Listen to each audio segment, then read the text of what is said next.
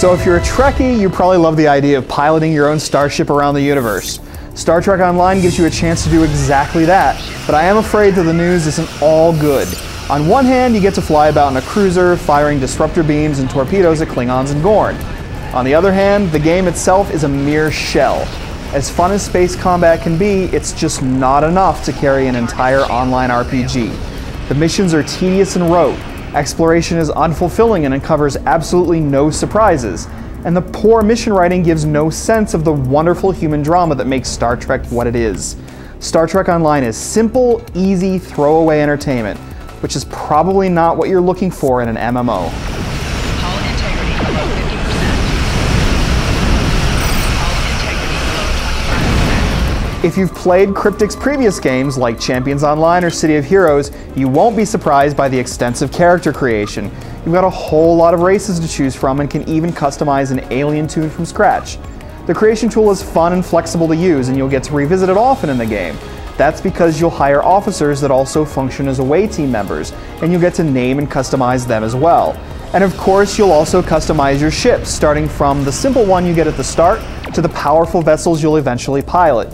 Ship customization isn't nearly as extensive, but the designs are true to the franchise. You can even choose a look for your bridge and take a walk on it, but there's nothing to do there. When you first create your character, you'll be forced to play for the Federation, so everyone takes more or less the same journey.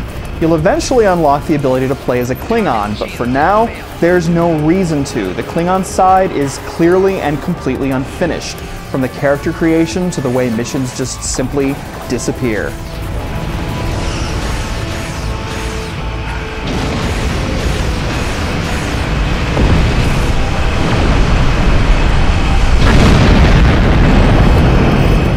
So you'll fly about the galaxy in either a science vessel, cruiser, or an escort.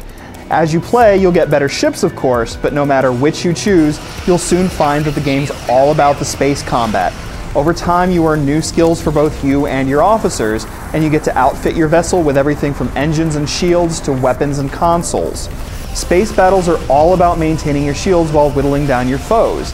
And it can be fun to take part in some of the larger fleet missions and in the player versus player matches, which are really exciting to watch unfold sometimes.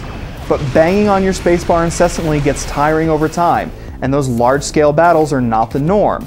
Most of the time, you'll be struck by how non-epic the game actually feels. This is partially due to how easy the combat is.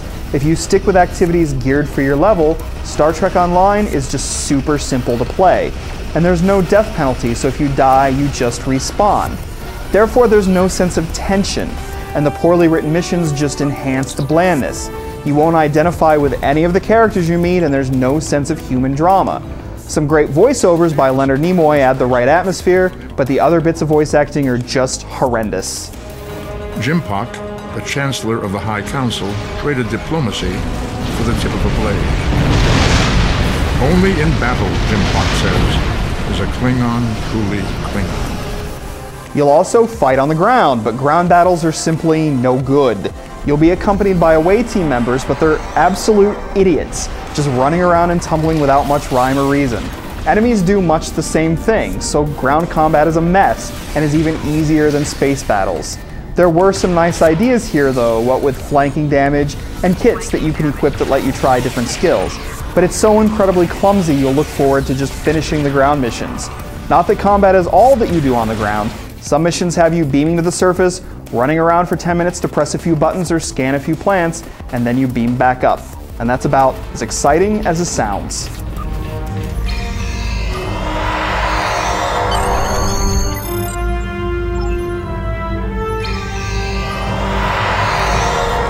The remaining piece, the exploration, is incredibly bland and surprisingly limited. Like Champions Online, everything is broken up into instant, digestible chunks. If you wanted a sprawling universe like the one you'd encounter in EVE or many other games set in space, you'll probably be disappointed. Certain uncharted sectors have unexplored systems, but checking them out usually just brings the same copy and paste missions. Kill some ships, maybe beam to the ground and kill or collect something, and then return to the sector.